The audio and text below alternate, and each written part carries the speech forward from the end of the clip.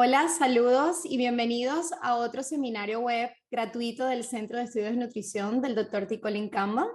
Mi nombre es Vanessa Márquez, yo soy la coordinadora para el alcance hispano del centro.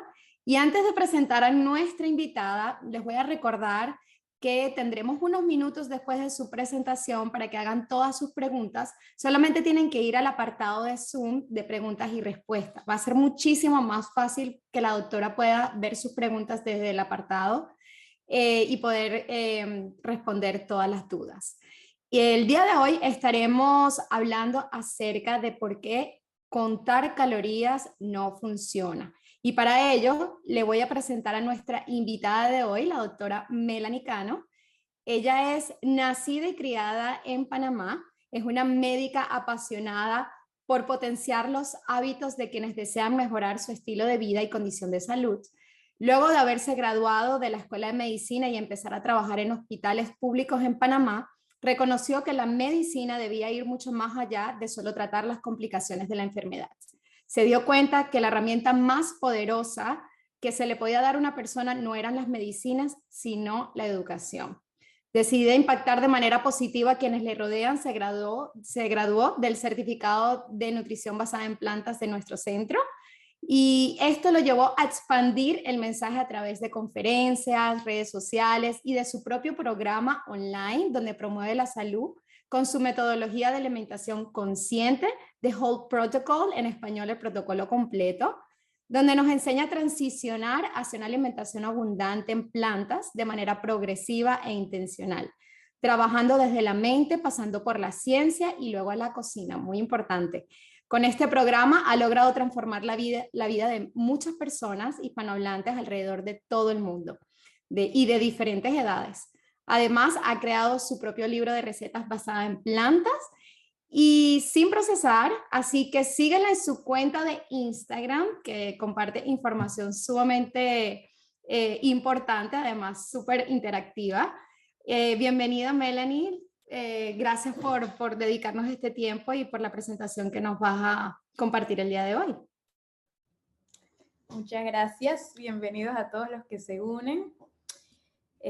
Arrancamos de una vez, ¿sí? Todo tuyo. Ok. Vamos a ver. Empezamos. Pues buenas tardes, chicos, a todos y a todas. Espero que todo sea de su agrado. Como les dijo Vanessa, al final voy a estar respondiendo las preguntas que tengan, así que pueden ir haciéndolo a través de la presentación y pues al final destinamos un periodo de tiempo para resolverlas. Ok, esta charla se llama ¿Por qué contar calorías no funciona? Y es algo que la verdad me apasiona demasiado, no solamente porque he estudiado lo que está detrás de esto, sino que yo misma lo viví, así que soy mi propio testimonio también de lo que voy a hablar en esta clase, lo que les voy a contar. Así que creo que puede ser muy enriquecedor para ustedes y así que espero que aprovechen al máximo los datitos que les voy a compartir por acá. Bien, el contenido de esta charla se va a definir en 3 puntos para que sepan más o menos por dónde vamos en cada uno de los puntos a medida que vamos dando la charla. La primera es los métodos tradicionales actuales que se utilizan para este conteo de macronutrientes y calorías, simplemente para que ustedes entiendan cómo se hace ahorita mismo tradicionalmente esto. No es para que lo sigan, sino para que comprendan de dónde vienen todos estos números, todas estas calorías, etc. Luego vamos a ver los efectos a mediano y largo plazo de este tipo de abordaje tradicional y finalmente vamos más hacia la solución, que es cómo mantener una alimentación saludable sin contar calorías ni macronutrientes. Así que bueno, empezamos a ver un poco esto de los métodos tradicionales. Van a ver algunos cálculos, algunos números. Es importante que no se enreden con esto. Igual cualquier duda la respondo al final. Sin embargo, quiero que abran su mente y le den chance para como que ir procesando esta información. Yo lo voy a ir diciendo de manera muy pausada y pues al final cualquier duda la resolvemos, ¿ok? Entonces, los métodos tradicionales, bien sea cuando uno va a una consulta donde un profesional de la nutrición, pues lo que se toma en cuenta al inicio, bueno, obviamente se preguntan si hay algún tipo de enfermedad crónica de base, hábitos alimenticios, estilo de vida, la estructura del estilo de vida, en fin, muchos factores que están alrededor del centro o del epicentro de la consulta. Sin embargo, usualmente la persona que va a donde un profesional de la nutrición es bien para subir de peso o para bajar de peso. Es muy raro ver una persona que se aproxime a una consulta simplemente para mantener su peso o porque tiene alguna condición y quiere mantenerse saludable. Usualmente siempre se va más por la parte de la ganancia o la pérdida de peso. Entonces, a pesar de que sí se mencionan todos estos factores adicionales que ya mencioné, pues el centro está dado en base a los objetivos que requiere el paciente o la persona que va a la consulta, ganancia o pérdida de peso. Y todo empieza con la tasa de metabolismo basal de esa persona. Suena un nombre así medio enredado, pero vamos a definir qué es esta tasa de metabolismo basal. Esto solamente quiere decir las calorías que mi cuerpo quema en reposo, es decir, las calorías que yo necesito para sobrevivir. Si yo estoy acostada en una cama durante toda mi vida, pues las calorías que yo voy a ingerir son las que me van a permitir mantenerme vivo sin moverme, simplemente existiendo. Esa es mi tasa de metabolismo basal, ¿ok? La cantidad de calorías que yo quemo o que mi cuerpo necesita para sobrevivir. Entonces, esta tasa de metabolismo basal hay que saber calcularla. Esto es el epicentro de una consulta tradicional. Y para esto se utiliza la fórmula de Harris-Benedict, que se ideó desde 1919 y se ha ido modificando hasta la actualidad, que es esta que ven en sus pantallas.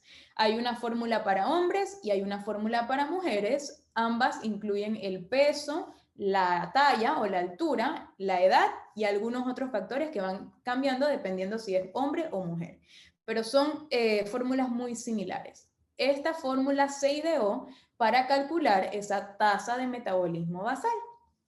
Para poder explicarlo de manera más didáctica, vamos a introducir a una chica joven que se llama María y vamos a utilizar sus datos para ir haciendo el cálculo e ir comprendiendo mejor cada uno de los conceptos que vamos a estar viendo a través de esta charla. Entonces, María es una joven de 30 años de edad que pesa 150 libras y mide 1.65 metros. María quiere o fue a la consulta para que la ayuden con su objetivo, entonces ella va y le preguntan de qué sufre, le preguntan cómo se alimenta, le preguntan cuáles son sus hábitos diarios, etc. Y no le preguntan, pero la pesan en el consultorio y la tallan. Y estos son los datos de esta persona. Entonces vamos a calcular la tasa de metabolismo basal de María, que se abrevia como TMB. Cada vez que vean TMB, quiere decir tasa de metabolismo basal. Otra vez, las calorías que necesito para sobrevivir. Entonces, utilizando esta fórmula aplicada a la de mujer, pues ahí pongo 10 por el peso de María, que dijimos que son 158 libras, traducidas a kilogramos, 6.25 por la altura de María, menos 5 por la edad de María, que son 30 años, menos 161. Esa es la fórmula que está ya descrita por Harris-Benedict, que me va a dar ese cálculo de la tasa de metabolismo basal. Eso me da 1402 calorías, que se redondean a 1400 calorías para términos más prácticos.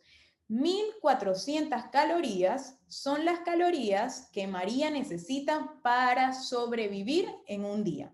Otra vez recuerden que cada vez que ven TMB quiere decir tasa de metabolismo basal.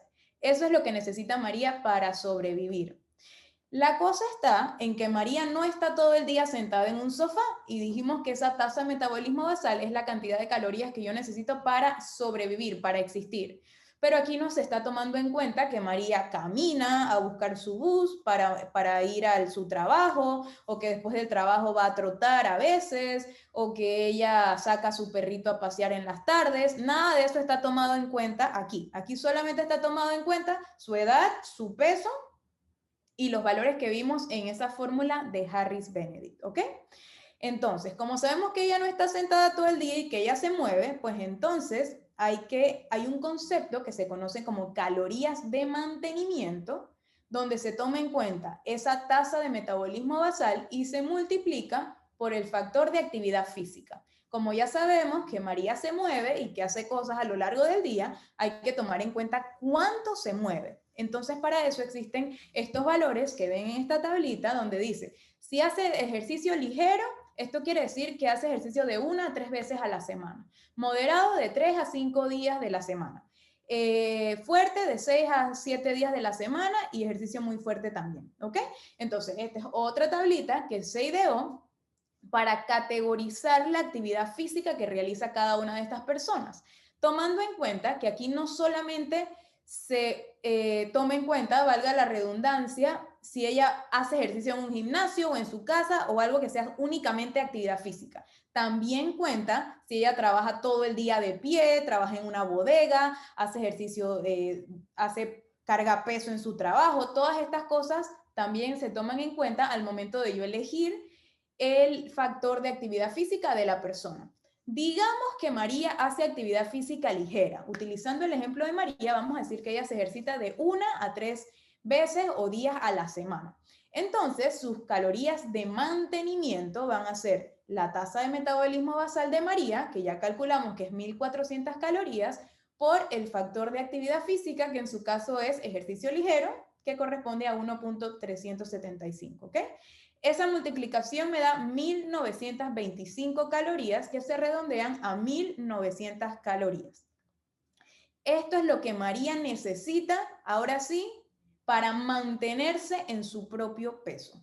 Ya calculamos la tasa de metabolismo basal y calculamos cuánto ella se mueve. Cuando convergemos estos dos valores, esa es la cantidad de calorías que ella tiene que comer para mantenerse. No para subir ni para bajar de peso, sino para mantenerse haciendo las actividades que ella normalmente hace. Entonces, esas son sus calorías de mantenimiento. Otra vez, no es que va a bajar ni a subir de peso, simplemente ella se va a mantener comiendo 1900 calorías diarias. Entonces acá viene otro personaje que se llama Wisnowski, quien es el que ideó una regla donde dice, pero es que la gente no va a la consulta de nutrición para mantenerse, la gente quiere o subir de peso o bajar de peso, entonces hay que meterle otra parte a la ecuación para que la persona vea esa meta o ese objetivo que tanto quiere, que es ganar o perder peso. La gran mayoría, perder peso. Entonces, dice Wisnowski, oye, ¿qué tal si nosotros a esas calorías de mantenimiento de la persona le quitamos 500 calorías cada día o le aumentamos 500 calorías cada día en base a las metas que esa persona quiere? Así que esto se tomó en cuenta y dijeron, todo aquel que quiera subir de peso, se le calculan sus calorías de mantenimiento y se le van a subir 500 calorías cada día. Y todos aquellos que quieran bajar de peso, se les va a calcular sus calorías de mantenimiento y se le va a restar 500 calorías a cada día de su alimentación. Entonces, bien, ustedes podrán preguntarse, oye, pero ¿por qué Wisnowski dijo 500 calorías? ¿Por qué no fueron 200? ¿O por qué no fueron 1000? ¿Por qué no fueron 400? ¿De dónde sale este número? Pues él lo explica de la siguiente manera. Resulta que si yo le quito o le agrego 500 calorías a cada día de la semana, tomando en cuenta que son 7 días de la semana, eso da 3.500 calorías. Y 3.500 calorías es una libra a la semana. O sea que si yo subo 500 calorías todos los días, al final de la semana habré subido una libra de peso. Por lo contrario, si le resto 500 calorías a cada día de mi semana, al final de la semana habré bajado una libra de peso. Y en esto se basa la consulta tradicional de nutrición. Más o menos siempre la persona que está dando la asesoría te va a decir, lo normal o lo esperado es que bajes entre 1 y 2 libras o entre media y 2 libras. O sea, en En promedio, 1 libra a la semana. En caso de que quieras bajar de peso y en caso de que quieras subir de peso, te voy a decir, con este plan vas a subir 1 libra por semana. ¿Por qué? Porque 500 calorías por 7 es igual a 1 libra de peso a la semana. De ahí es que vino esta regla de Wisnowski, que se unió con la ecuación de Harris-Benedict para sacar una fórmula para que la gente fuera a hacer eso y bajaran o subieran de peso. Entonces, algo que de pronto este señor no tomó en cuenta es que, ok, se pierde o se gana 1 libra a la semana, pero 1 libra ¿de qué?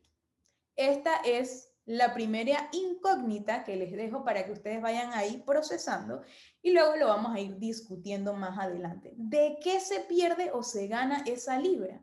Si yo le quito calorías a mi comida o le sumo calorías a mi comida, perdí o gané 1 libra ¿de qué? Eso es lo que quiero que se queden ahí pensando un momento y luego lo vamos a resolver.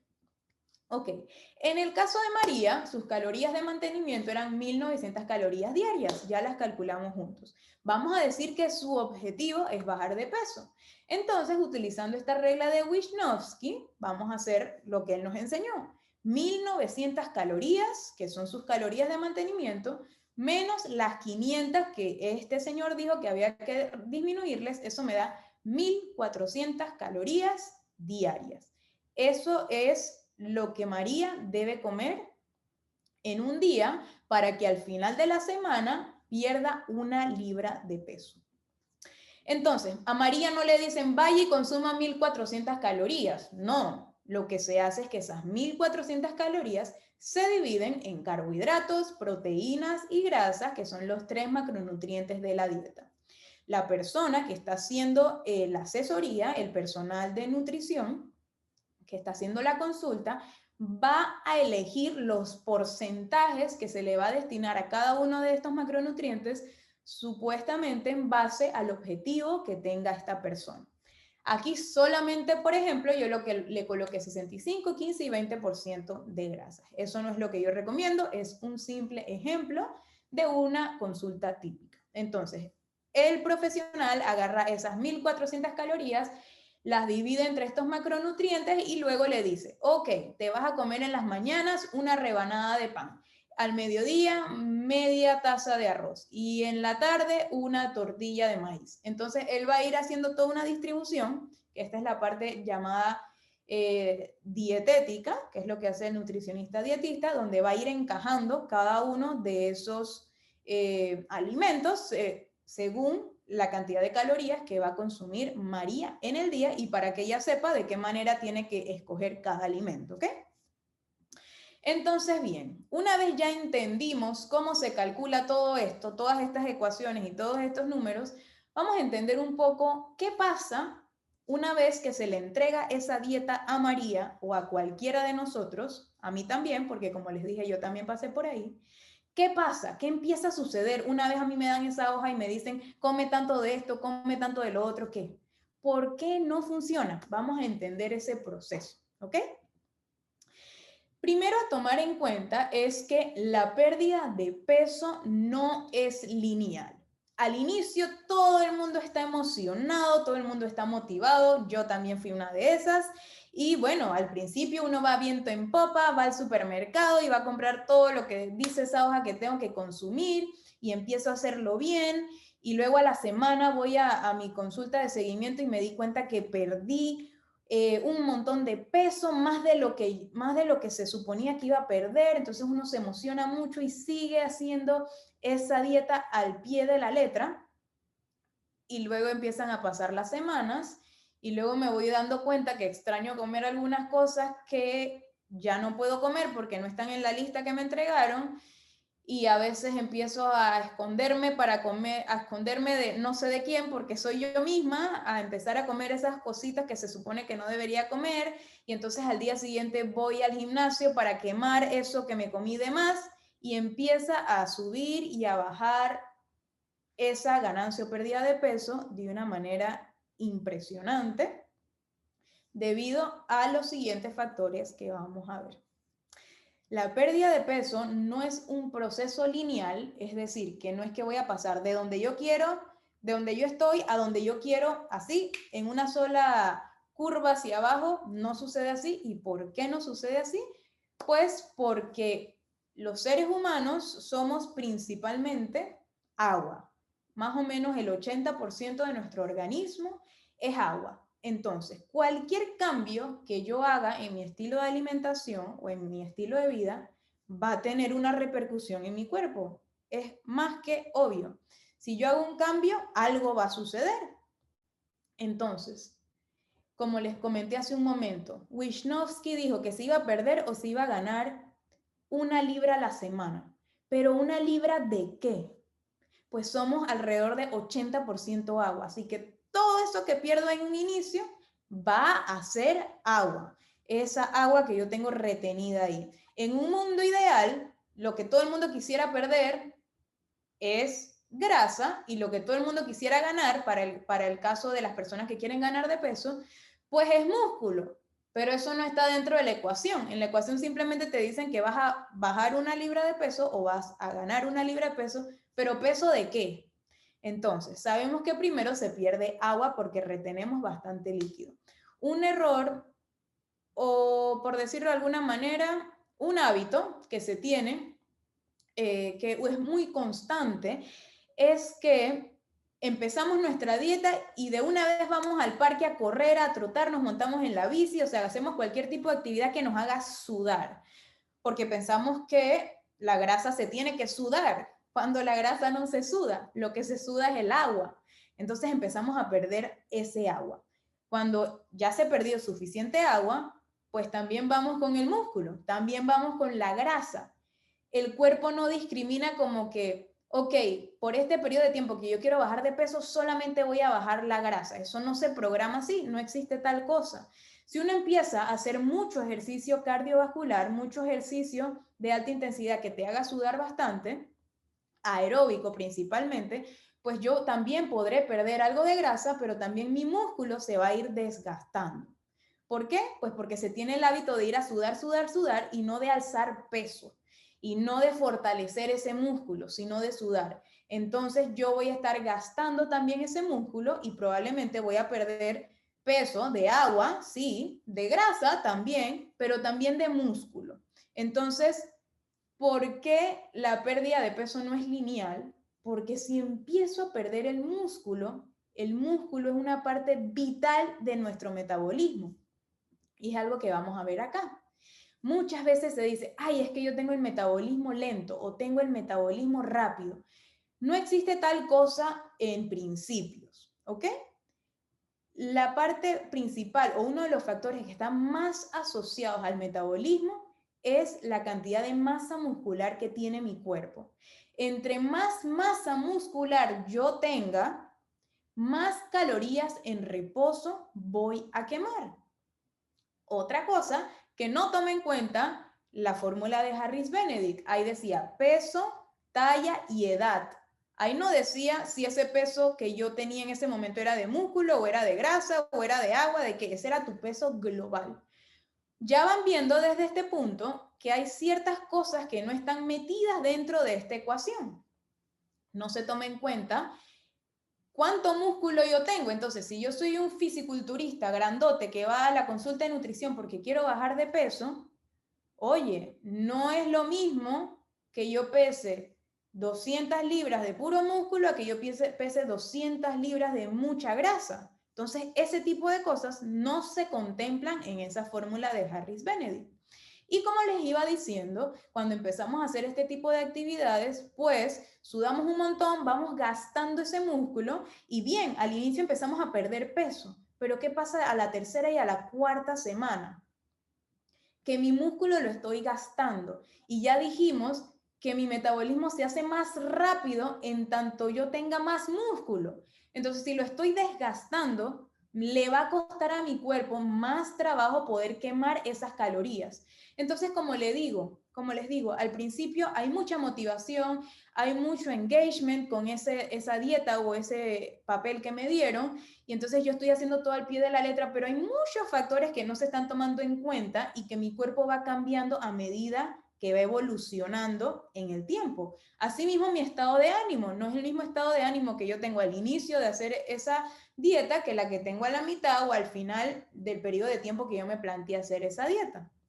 Otro factor es que hay mucho estrés. Al inicio hay mucha motivación, pero ya hacia la mitad y hacia el final hay mucho estrés mental. Y ese estrés hace que yo libere cortisol, que es la bien llamada hormona del estrés. Y cuando los niveles de cortisol están muy altos en el cuerpo humano, eso hace que yo retenga más grasa e incluso hace que yo tenga un comportamiento de buscar alimentos que sean más ricos en grasa. Por ende, voy a estar aumentando mi ingesta calórica a lo largo de todo ese plan que yo se supone que estoy haciendo para bajar de peso. Entonces son muchos factores que vamos ahí como que destapando, que no se tocan en la consulta y que bien pasan. Es como que una cosa es lo que vimos ese primer día y otra realidad es lo que sucede en el camino o en el proceso en que la persona está haciendo toda esta dieta, ¿no? Entonces, el déficit calórico también va a cambiar. Yo fui a la consulta el día lunes, un día lunes al inicio del mes. Hacia el final del mes, ya yo no soy la misma persona, ya no peso lo mismo. Por ende, ese cálculo matemático que me hicieron al inicio, que incluía mi peso para poder calcular mi tasa de metabolismo basal y mis calorías de mantenimiento, va a ser diferente. Por ende, cuando generalmente uno va a una consulta, a uno le dicen, bueno, regresen 2 semanas, regresen 3 semanas, para ver de qué manera se puede ajustar la dieta, porque si no, ya no va a funcionar, ya no voy a tener 500 calorías de déficit. ¿Por qué? Porque perdí peso. Y si perdí peso, voy a necesitar menos calorías para sobrevivir. Mi tasa de metabolismo basal va a ser menor. Entonces yo voy a tener que seguir restringiendo a la persona y restringiendo, y al final sabemos que eso no es sostenible y que eso no pasa. Por eso ocurre este efecto plató, que es cuando se llega como que, ay, ya se me está dificultando bajar de peso. Bajé de peso al inicio, pero ahora ya me quedé como estancada. Claro, porque eres otra persona, ya no es tu misma tasa de metabolismo, ya no es la misma fórmula, sí es la misma fórmula, pero no es el mismo cálculo tu persona. Por eso es que cuando tú dejas de hacer la dieta y un año después quieres volver a retomarla, ya esa dieta no es para ti, esa dieta es para una persona que fue hace un año a pesar de que eras tú mismo, porque el déficit calórico es cambiante. Otra cosa es el impacto social, los estereotipos y todo lo que viene psicológicamente hablando relacionado a esta pérdida de peso que yo quisiera tener. El estado de conciencia también, yo pienso que es uno de los más importantes porque todo debería estar enfocado a mi salud, pero realmente sabemos hoy en día que muchas veces está enfocado es a nuestro físico, y físico no es igual a salud. Que yo haya perdido 20 libras y me sienta la más feliz del mundo, no quiere decir que esté saludable por dentro. No quiere decir que esté descansando adecuadamente, no quiere decir que mi estado de ánimo esté a tope, no quiere decir que mi metabolismo es más rápido, no quiere decir nada. Entonces, ahí vamos viendo, ¿no? Como que ir cambiando ese estado de conciencia que yo tengo frente a lo que yo estoy haciendo o las decisiones que yo estoy tomando cada día. El descanso también es supremamente importante al momento de yo hacer una dieta.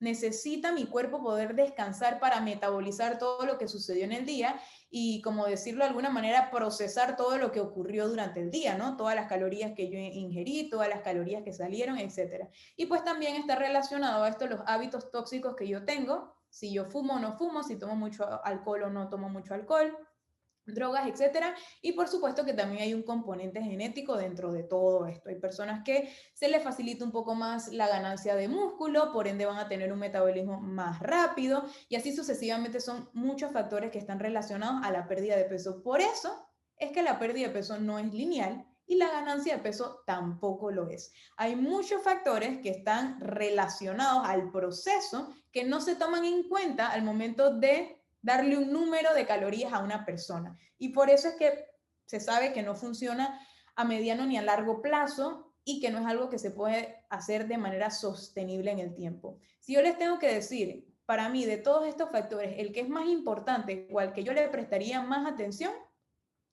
es el estado de ánimo relacionado a la salud mental.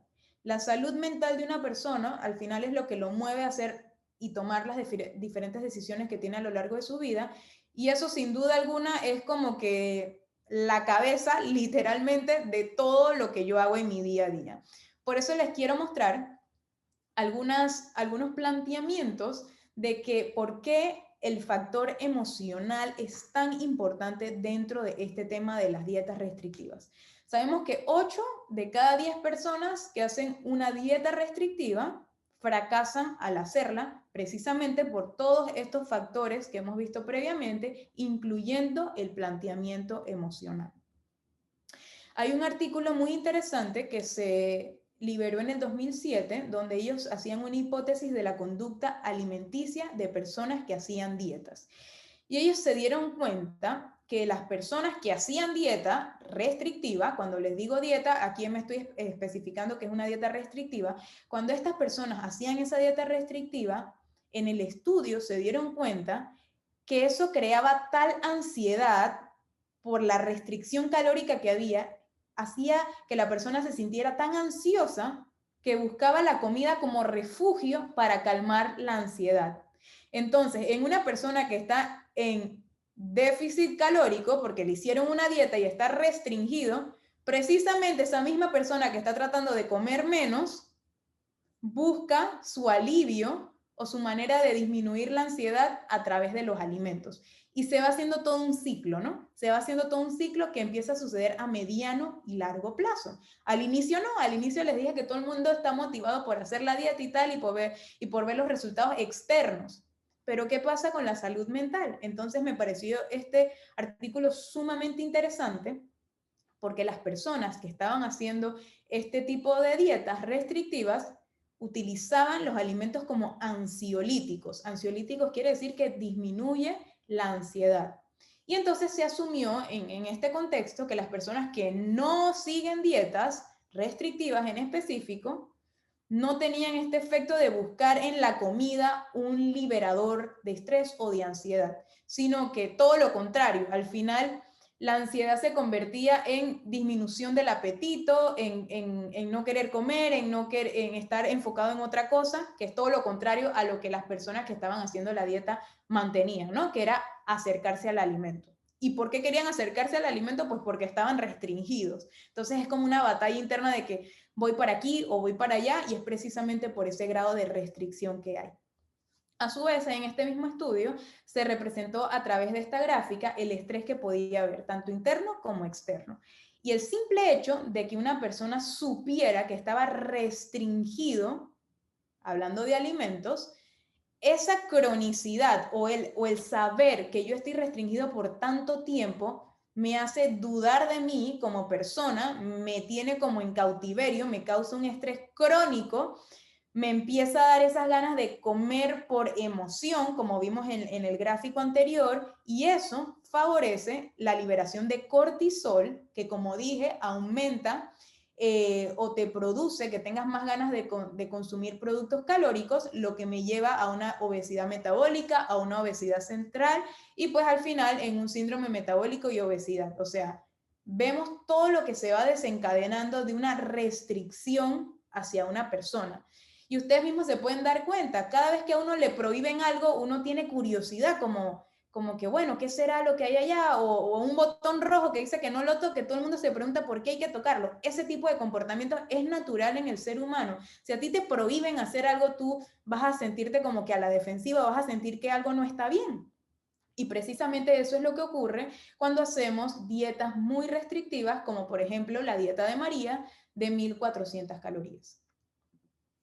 Entonces, un tema muy importante, vuelvo a mencionarlo, la parte del estrés, se genera un estrés psicológico que libera cortisol, que hace que yo quiera comer más alimentos calóricos, y también hay un estrés interno de reserva energética. ¿Qué quiere decir esto? Que el cuerpo se está dando cuenta, oye, me están dando menos comida, tengo que hacer algo para evitar quedarme en déficit porque el cuerpo es sabio y sabe que necesita calorías para mantenerse, porque al final las calorías es lo que nos da energía, ¿no? Las calorías es la unidad de medida de la energía. Entonces, si el cuerpo se está dando cuenta que cada vez más me está dando menos comida, va a empezar a reservar esa energía y se le va a hacer difícil al cuerpo quemar más calorías y disminuir de peso. Entonces, es un factor tanto emocional o psicológico por el aumento de cortisol y la restricción que hay, como el estrés interno a la cual están sometidas mis células, donde yo le estoy diciendo alerta, alerta, me están dando menos comida, amarra eso, evita que se pierda más peso, y esas dos cosas en conjunto dificultan esa pérdida de peso. Lo que me da un efecto rebote, y por eso les comentaba que 8 de cada 10 personas fracasan en el intento y la mayoría de estas rebotan, pueden volver a ganar todo el peso que tenían antes, incluso más. Hay una mala relación con los alimentos, hay baja autoestima, hay frustración y sobre todo mucho agotamiento. Resulta muy interesante también ver este estudio que se reportó en el 2018, donde se estudiaba las características psicológicas que tenían las personas que consumían distintos tipos de dietas. Estaba la dieta vegetariana, la dieta vegana, la dieta paleo, la dieta gluten free y una dieta específicamente para bajar de peso. ¿Y cuáles fueron los resultados de este estudio? Pues que este grupo, el de pérdida de peso, tenía las características psicológicas más negativas de todos los demás. ¿Por qué? Porque de pronto el vegetariano estaba motivado por su religión, de pronto el que hacía la dieta vegana estaba motivado por los animales, de pronto el de la dieta paleo estaba motivado para mantenerse saludable y el de la dieta gluten free para bajar la inflamación. Todos estaban girando en torno al bienestar de alguien más o del medio ambiente o por mi cultura o por mi salud. Nadie de esa gente se estaba fijando en que yo voy a hacer una dieta para bajar de peso, excepto los que sí estaban haciendo una dieta restrictiva para bajar de peso. Y estos fueron los que tuvieron mayor índice de depresión, de ansiedad, de estrés y de un efecto negativo psicológicamente hablando, ¿no? Entonces resulta muy interesante y yo se los digo, o sea, como les digo, yo también soy testimonio de esto, resulta interesante verlo plasmado en estudios, pero yo también pasé por ahí, también tuve una restricción por mucho tiempo y también me sentí exactamente así que puedo corroborar perfectamente que esto que vemos en estos estudios es real. Y también lo he visto en muchos pacientes y en muchas personas y alumnos que llegan a intentar hacer otro tipo de alimentación que no sea tan restrictiva. Entonces yo me pregunto, ¿en qué momento la alimentación pasó de ser un acto de bondad para darnos energía a ser un acto de represión y de tristeza? O sea, ustedes se pueden imaginar como que inicialmente, hace miles de años, el ser humano empezaba a buscar frutas y vegetales y todo para poder tener energía para sobrevivir. Y llegó un momento donde empezó a hacer todo lo contrario, empezó a restringirse, empezó a prohibirse, empezó a negarse cosas y a su vez a dañar mi salud mental. O sea, es una cosa como que uno no se da cuenta, pero ha pasado el ser humano por todo ese proceso de una manera inconsciente, simplemente en base a los estereotipos, a todas las cosas que vemos hoy en día en el mundo fitness y demás. Entonces, yo les quiero decir que no somos máquinas de calorías, no somos algo que se puede meter en una ecuación y sacar un número y vivir en base a ese número por semanas y por meses y por años. No es sostenible, somos seres integrales con sistemas internos dentro de nuestro cuerpo, con hormonas que se comunican, con conexiones nerviosas, con células, con emociones, con una salud mental a la cual cuidar. Y necesitamos mucho más que cálculos matemáticos para entender la complejidad del ser humano. Y pues por eso también les tengo que decir que el conteo de calorías no es que no se pueda hacer, tiene sus indicaciones y se puede hacer en las personas que necesiten este tipo de abordajes. Para la mayoría de los mortales, incluyéndome, no necesitamos eso, necesitamos una alimentación relajada, nada restringido. ¿A quién sí le funciona el conteo de calorías? Pues atletas élites que tienen detrás de ellos un equipo haciéndole las dietas, pesándole la comida, contándole las calorías y los macronutrientes. Él no está en ese estrés constante ni en ese estrés emocional, sino que él simplemente le sirve en su plato de comida y listo. Él ni se entera de cuántos macronutrientes, ni cuántas calorías, ni nada. Hay una competencia, hay un equipo detrás. Ese tipo de personas le va a funcionar el conteo de calorías porque tienen metas específicas en cuanto a rendimiento físico. personas con enfermedades crónicas avanzadas que necesiten por algún motivo, como por ejemplo los pacientes renales, que necesiten algún tipo de restricción por su enfermedad de base, también funciona, es otra indicación. Personas quemadas, personas posquirúrgicas que necesiten algún tema de macronutriente específico, también le funcionan.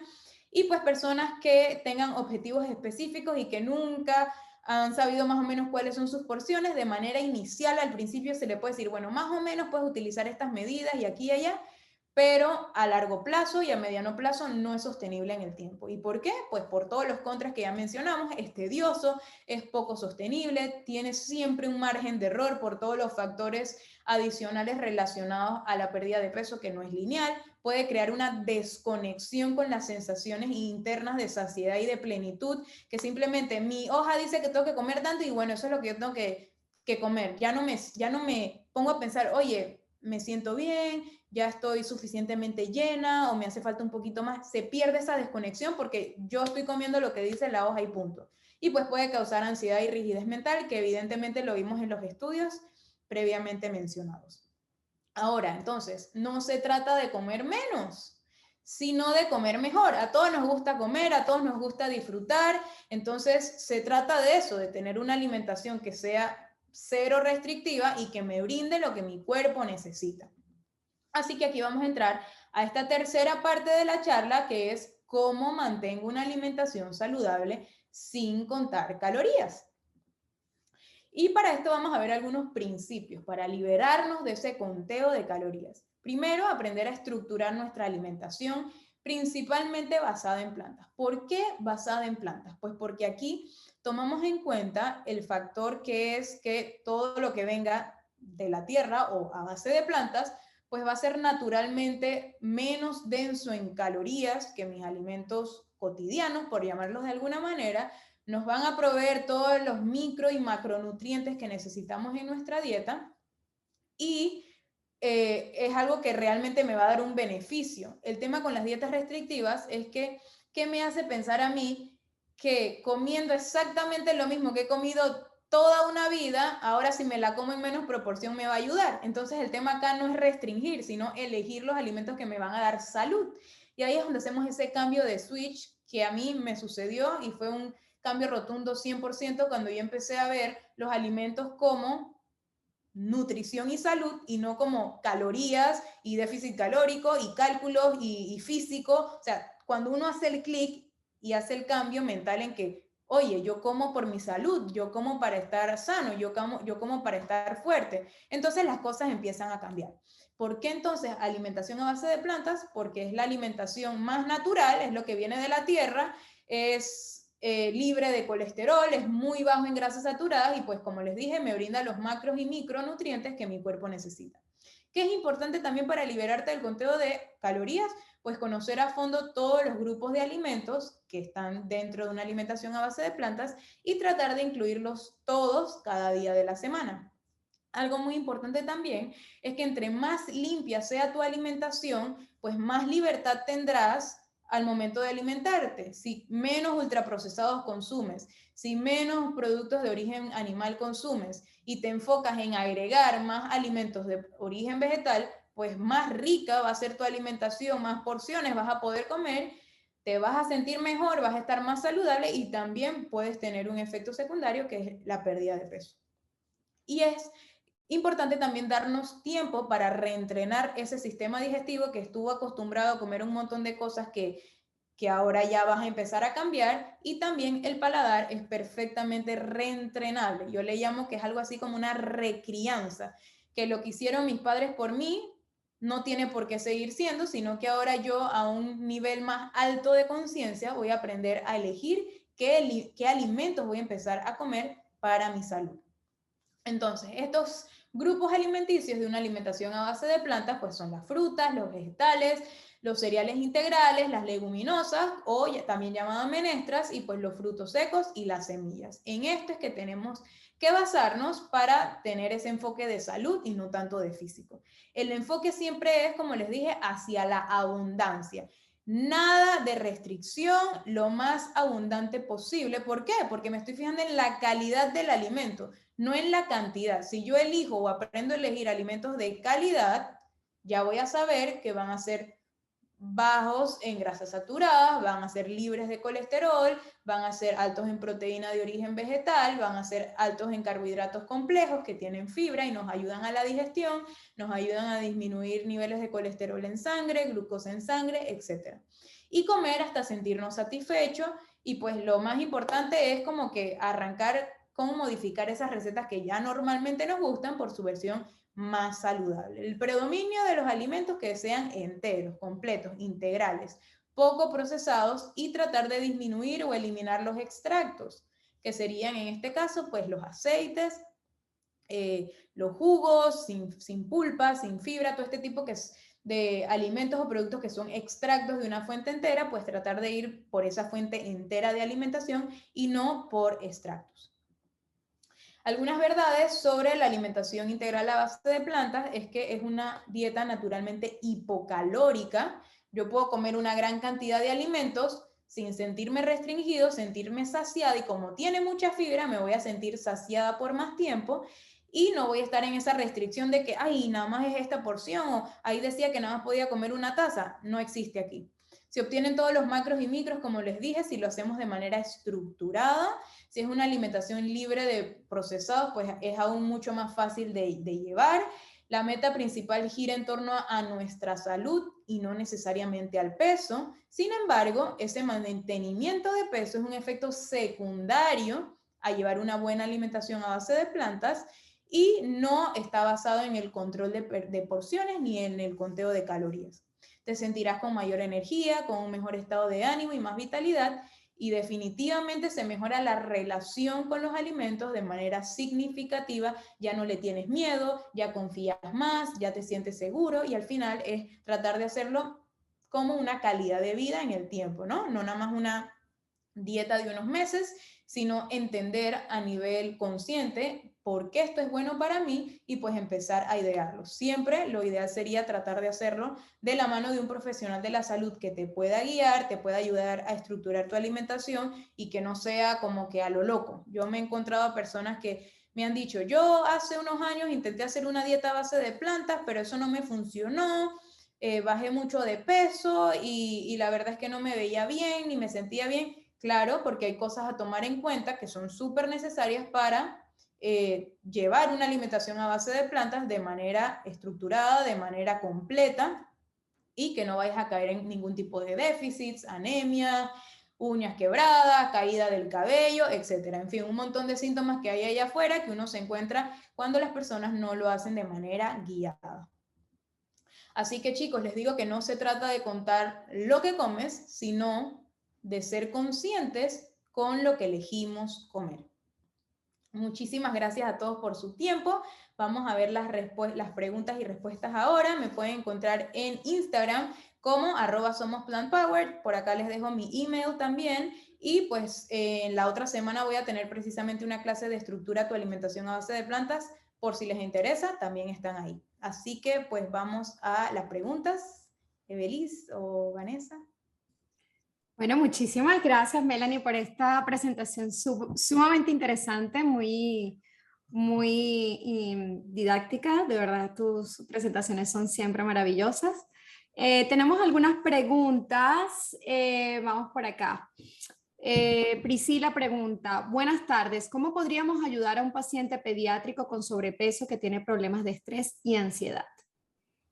Ok, esto es algo súper importante. Como vimos, el factor psicológico es de vital importancia aquí. Ya no se trata solamente del tema del sobrepeso, sino cómo uno manejar esa parte psicológica de un niño, que es muy diferente a la de un adulto. Entonces, pues definitivamente buscar apoyo psicológico es importante, y también hacerlo la parte de la estructura de la alimentación, que perfectamente se puede hacer a base de plantas en niños también, que muchas veces es un mito como que los niños no pueden mantener una alimentación a base de plantas, y perfectamente lo puede hacer. Y de hecho es muy bueno que lo tomen en cuenta ahorita, porque si tiene un sobrepeso, si se mantiene de esa manera, a la larga pues eso puede evolucionar algún tipo de condición metabólica, resistencia a la insulina y demás, y cada vez es más común ver niños o pacientes pediátricos con este tipo de condiciones metabólicas, así que están súper a tiempo de empezar a revertir esto y pues que él vaya avanzando y también manejar la parte del estrés con apoyo psicológico junto con la alimentación. Además, también hay muchísimas recetas de las que comúnmente le damos a los niños o se le da a los niños en una alimentación no basada en plantas que pueden ser plantificadas sumamente fácil, muy nutritivas, llenas de fibra, sabor y todo. Así que pueden ir a nuestra página del centro, tenemos muchas recetas ahí y además, bueno, también la doctora Melanie tiene un libro basado en plantas divino. Así que también bueno tomarlo en cuenta. Tenemos otra pregunta. Laura pregunta, ¿se pierde músculo haciendo ejercicio? Se puede perder músculo al hacer mucha actividad aeróbica, es decir, correr, trotar, etcétera. Todo lo que involucre ejercicio cardiovascular se puede perder el músculo, por eso es súper importante hacer la actividad cardiovascular, que es muy buena para nuestro sistema cardiovascular, pero también fortalecer el músculo, hacer ejercicios con peso, con resistencia, con bandas o calistenia con mi propio peso, pero es muy importante para no desgastar ese músculo, fortalecerlo y que eso al final me ayude a poder mantener mi peso o bajar de peso, dependiendo de cuál sea el objetivo de cada uno. Ok, Andrea pregunta, buenas tardes. Su opinión sobre las dietas con fluctuaciones de los valores calóricos, que van entre las de requerimiento para mantener y bajar o subir de peso. Siento que es muy similar a, pues, a lo que hablamos. Uno empieza con una cantidad determinada de calorías, luego te las van fluctuando, te las van cambiando para que tú te vayas como que amoldando a ese objetivo que tú tienes, pero al final va a ser algo que vas a hacer en 6 meses, 8 meses, un año y después ya te vas a aburrir de estar yendo a contar y a calcular y de todo, y eso es lo que lo hace no ser sostenible en el tiempo, ¿no? Que no es algo práctico, que no es algo que tú solito puedes hacer, sino que tienes que ir donde alguien que te calcule todo eso y que te ayude a mantenerlo, y al final no es sostenible, y al final lo que queremos es poder tratar de mantener nuestra alimentación saludable a lo largo del tiempo. Pues por eso es que no recomiendo tanto fijarse en el conteo de macros y de calorías, sino en la calidad del alimento que estamos consumiendo. Perfecto, de hecho, aquí tenemos a Carmen que nos habla un poquito de esto también. Empecé una alimentación basada en plantas en un plan de alimentación donde me marcan las cantidades de cereales, medidas de taza, media taza o una taza, leguminosas, tres cuartos taza, media taza. Tengo 58 años en menopausia. Eso es correcto, me causa estrés. Ok, es que ahí vamos otra vez a lo mismo. Cada vez que nos miden, nos prohíben, nos porcionan, nos restringen, causa estrés. Por eso que no es sostenible, o sea, esa es la principal causa. Entonces, sí, algunas personas le ayudan inicialmente como para saber más o menos en torno a qué deben ir sus porciones y tú pudieras aprender o cogerlo como referencia, pero no es que debes estar midiendo y contando cada vez que te sirvas un plato. Al final, o sea, yo pienso que al final es saber más o menos cómo porcionar tus alimentos en un plato, pero no estar contando milimétricamente cada cosa que te vas a comer porque no es sostenible en el tiempo. Entonces, uno cuando va a una consulta de nutrición, uno le puede decir, yo quiero una dieta vegana, una dieta vegetariana, una dieta paleo, no sé qué, y ellos te lo van a hacer, pero te lo van a hacer en base a cálculos y a números. Entonces, esa es la parte como que hay que ver de qué manera se puede ir mejorando con el tiempo. Quizás lo cojas de guía al principio y ya después no necesitas estar utilizando esas reglas. Perfecto. Aquí en el chat, Dania nos dice, hola, ¿puedo llevar una alimentación plant-based sin el efecto de bajar de peso, ya que deseo mantenerlo? Claro que sí, se puede ganar, mantener o subir de peso, o sea, indistintamente de cuál sea el objetivo, siempre se puede manejar, simplemente es mantener la abundancia de los alimentos y comer hasta estar saciado, o sea, sí, no es tan complicado, no es que tienes que contar ni medir nada, es simplemente sentirte saciada, llena y fijarte es más que todo en la calidad del alimento más que en la cantidad, pero sí, perfectamente lo puedes hacer. Perfecto. Aquí Adriana nos pregunta, ¿cómo se reentrena el paladar? Bueno, es un proceso que toma bastante tiempo, no es algo como que te diga que como que en una semana ya vas a estar listo.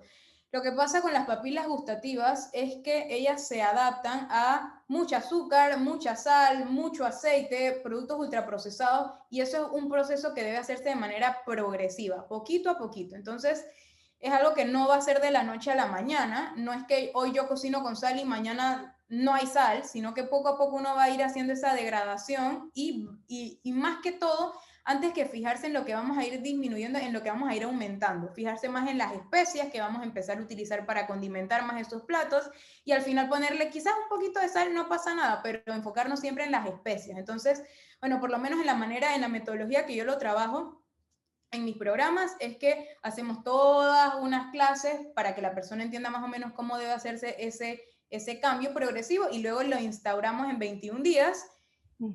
Y eso va a pasar a lo largo, o sea, ya eso se va a quedar en la persona porque ya lo hizo un hábito, ¿no? Entonces es algo que se hace poco a poco y no como que de una vez, sino que aceptar que es un proceso que nos llevó mucho tiempo llegar hasta ahí y que no es que vamos a cambiarlo de la noche a la mañana, sino que requiere un poquito más de tiempo y entrenamiento, ¿no? Correcto. Sofía pregunta, doctora Melanie, ¿y cómo trabajas con adultos que tienen sobrepeso y no saben las porciones indicadas? Pacientes que buscan bajar de peso que ya llevan una alimentación basada en plantas desde hace tiempo. Ok, ahí habría que corroborar exactamente qué alimentos está incorporando, porque muchas personas también dicen que yo sigo una alimentación a base de plantas y uno abre esa refri y hay un montón de Beyond Meat y Daiashis y todos estos procesados, entonces puede ser perfectamente vegetal, pero no necesariamente saludable, entonces eso es uno de los factores a ver. Lo otro es ver si está incorporando actividad física, manejo del estrés, que también dijimos que es muy importante, y esos son factores a tomar en cuenta, el descanso, hábitos tóxicos, licor, tabaquismo, no es solamente la alimentación, sino que son todos estos factores que nos forman como persona porque somos seres integrales, ¿no? El conteo de calorías o de porciones para una persona que tiene total desconocimiento, como les dije, sirve al principio, de pronto algunas personas más o menos saber qué cantidad debes hacer o qué, yo no lo manejo con calorías ni macros, yo simplemente digo, agarra el plato, lo divides en tres, aquí vas a poner esto y lo otro y acá, y listo, o sea, no es que tienen que estar contando nada, sino que más o menos ya van entendiendo más o menos cómo es la proporción de alimentos que deben mantener, y ya. Correcto. Bueno, Marcela por acá pregunta, ¿qué opinas en aquellos casos donde el requerimiento proteico es elevado en deportista y la saciedad es temprana en relación a la fibra y sobre todo las consecuencias digestivas? Continúa, ¿en ese caso es necesario incorporar suplemento proteico vegetal? Ya deja de ser plant-based entonces. Ok, sí existen los suplementos de proteínas comercializados, pero sabemos que los activos, los principales activos de esos milkshakes, de esos suplementos, va a ser una proteína aislada que no se va a absorber de igual manera así yo me consumo esa proteína vegetal de un alimento entero. Partiendo de ahí ya sabemos que no va a ser la misma absorción de un alimento procesado que de un alimento entero. Y lo otro es saber que puedes perfectamente hacer batidos de proteína en casa utilizando material de origen vegetal. De hecho, si quieren me escriben por DM en Instagram, ahí yo tengo una receta de batidos de proteína vegetal de 25 gramos de proteína. Es cierto que el deportista, específicamente los élites, deben tener una mayor ingesta de este tipo de alimentos. Sin embargo, muchas veces se piensa que se necesita mucho más, cuando en realidad el cuerpo necesita un 10 a 12% de proteínas y el resto se va manteniendo o reservando en el hígado como grasa y no como reserva en nuestros músculos. Entonces es algo que muchas veces pensamos que más proteína, más músculo, más proteína, más músculo, y no es la realidad. Lo que el cuerpo necesita lo va a utilizar y el resto se va a conservar en el hígado como reserva energética, como reserva de grasa. Entonces, sí, se pueden utilizar estas proteínas, estas recetas de proteínas vegetales hechas en casa. En caso de tener algún apuro, recurrir a estos milkshakes que se venden también. No es la mejor opción, pero también se puede. Y pues saber que no se necesita 100%. ¿Qué iba a decir? No me acuerdo qué era lo último que iba a decir, como que no se necesita tanta proteína para los objetivos que uno tiene. Eso. No, y además ese tip de la proteína de los shakes para los deportistas que estén interesadas, escríbenle en su Instagram, lo pueden encontrar en el chat, el Instagram de la doctora, lo dejé arriba, y ahorita mismo se los coloco para que lo tengan abajito, ya más cerca. Tengo otra pregunta, estoy en mis primeros pininos a una alimentación plant-based, cuando ceno paso una mala noche con problemas digestivos, ¿qué me recomienda? ¿Otra vez me puedes repetir? Básicamente, cuando está comenzando una alimentación basada en plantas, pero cuando cena pasa una mala noche porque siente muchos problemas digestivos. ¿Qué Ok. recomienda? Primero ver cuánto es el aporte actual de fibra que está teniendo, la ingesta de agua, que es muy importante. Eso es muy importante lo que ella está mencionando, porque cuando uno empieza a incluir mucha fibra y el cuerpo no está acostumbrado a tanta fibra. Entonces puede causar, si uno consume un poquito más de fibra que lo que está acostumbrado, va a tener una mejor digestión. Pero si consumes mucha más fibra que lo que el cuerpo está acostumbrado, puedes llegar a todo lo contrario, a estreñimiento, constipación. Entonces, hay que siempre acompañar esa ingesta de fibra de agua para que la fibra no quede amarrada, sino que se ayude con el agua. Eso hay un proceso interno a nivel intestinal que ocurre. Y esa parte es muy importante porque esto nos dice que hay que hacer el cambio progresivo. No es que yo voy a agarrar toda esa fibra y me la voy a comer, sino que tiene que ser un cambio progresivo, que se tienen que variar los alimentos. No siempre voy a tener la misma fuente de proteína vegetal, que se tiene que incluir más agua y movimiento súper importante. Actividad física ayuda a que esos intestinos se vayan moviendo y me ayuda a que yo tenga una mejor digestión también, ¿no? Súper. Sofía, ¿podría servir hacer un registro semanal para ver qué se consume? Sí, claro que sí, se podría hacer un registro semanal para saber más o menos cuánto estás consumiendo, pero no sé si la pregunta es específica como para saber la cantidad de calorías que estás consumiendo.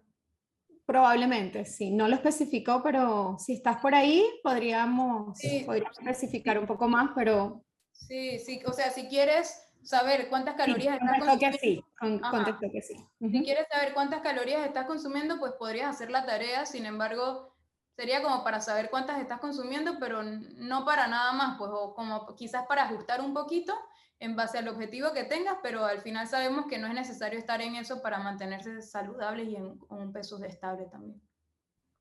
Perfecto. Por ejemplo, ok, no entiendo, Sofía, lo que estás, está mandando alguna pregunta, pero no entiendo lo que estás diciendo. Am, por acá tenemos una alimentación basada en plantas podría ayudar en el tratamiento de la bulimia. Yo con 17 años con bulimia, con esta alimentación me sané. Sí, la verdad es que cualquier persona puede seguir una alimentación a base de plantas. Ahí también hay un factor psicológico, como lo que mencioné en el caso del niño pediátrico, del paciente pediátrico, también, ¿no? Eso es algo que debe hacerse con ayuda de terapia psicológica y definitivamente todo el que intente hacer una alimentación a base de plantas de manera guiada y estructurada, pues les va a ir súper bien. Todo lo podemos hacer. Tenemos otra pregunta de Cecilia. ¿A qué te refieres en concreto con una dieta restrictiva?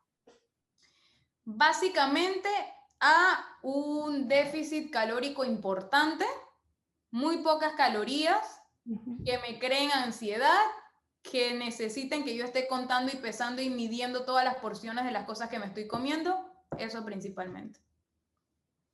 Perfecto. Por acá tenemos otra. Deseo comenzar a hacer ejercicios. ¿Con cuánta frecuencia puedo hacerlo? ¿Debo añadir alimentos a base de plantas con gran contenido en proteínas para no bajar de peso o qué me recomienda?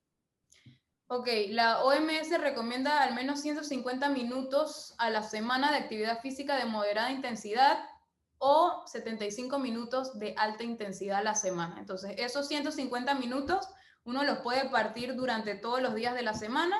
Si lo haces en 7 días, te sale más o menos 20 minutos al día. Si lo haces en 5 días, te sale más o menos 30 minutos al día. Entonces, eso la parte de actividad física, puedes empezar con esos 30 minutos al día. Si no estás acostumbrada para nada, empieza con 20, cuando ya te sientas bien con 20, pues lo subes a 30 y ahí va subiendo la cantidad de días. Lo del aporte proteico, creo que más o menos se parece a la pregunta anterior que respondí hace un momento sobre los deportistas. No es necesaria una alta ingesta de proteína, lo que se necesita para crecer el músculo es la actividad física que yo le dé ese músculo, el factor externo de peso, el entrenamiento que yo le dé ese músculo, eso es lo que me va a ayudar a incrementar esa masa muscular. Y siempre que yo consuma una alimentación abundante, que en este caso es basada en plantas, pues también te va a ayudar a nutrir ese músculo, pero lo que hace crecer y fortalecer el músculo es la actividad física que le pongas al músculo. Perfecto. Por aquí también nos preguntan, Melanie, para diabéticos, ¿qué alimentos se deben ingerir en mayor cantidad ya que las frutas tienen azúcares? Sí, pues para pacientes diabéticos y en general la fibra ayuda mucho. Específicos semillas, yo a mis pacientes diabéticos les recomiendo linaza molida, que es muy buena. Tratar de dentro de las frutas quizás escoger las de menor índice glicémico, que uno busca en Google frutas por índice glicémico y ahí te sale una tabla de cuál tiene más y menos. Y lo otro sería cambiar los cereales a cereales integrales, en caso tal se estén consumiendo cereales blancos. Y el aporte de grasa, súper importante. Muchas veces se piensa que la diabetes es solamente relacionada a los carbohidratos y no es que se deben dejar de consumir los carbohidratos, sino consumir carbohidratos complejos, esos que tengan la fibra, y disminuir un poco la ingesta de grasas saturadas, de colesterol y en fin, que básicamente están en los productos ultraprocesados y en los de origen animal. Perfecto. Medic, ¿las dietas veganas son para todos o hay excepciones? ¿Tiene algunos familiares que se les inflama el vientre y presentan gases? Esto a pesar de que utilizaron jengibre, remojo, me imagino de los granos, hirvieron los granos más tiempo. Bueno, eso me dijeron. ¿Es bueno que sigan con la dieta vegana o que continúen con su mismo patrón alimentario como dieta omnívora? Como usted indicó, la alimentación se debe tener una buena relación. ¿Qué opina usted? Sí, yo pienso que si hay algún tipo de síntoma, hay que estudiar qué es lo que está de base. De pronto hay algún tipo de sensibilidad alimentaria específica a un alimento que está consumiendo y aún no se ha dado cuenta. En ese caso es bueno hacer como un journal, como escribir cada día qué fue lo que comí para ver qué días me siento mejor, qué días me siento peor y analizar un poco el escenario en base a eso que escribí, eso que estructuré.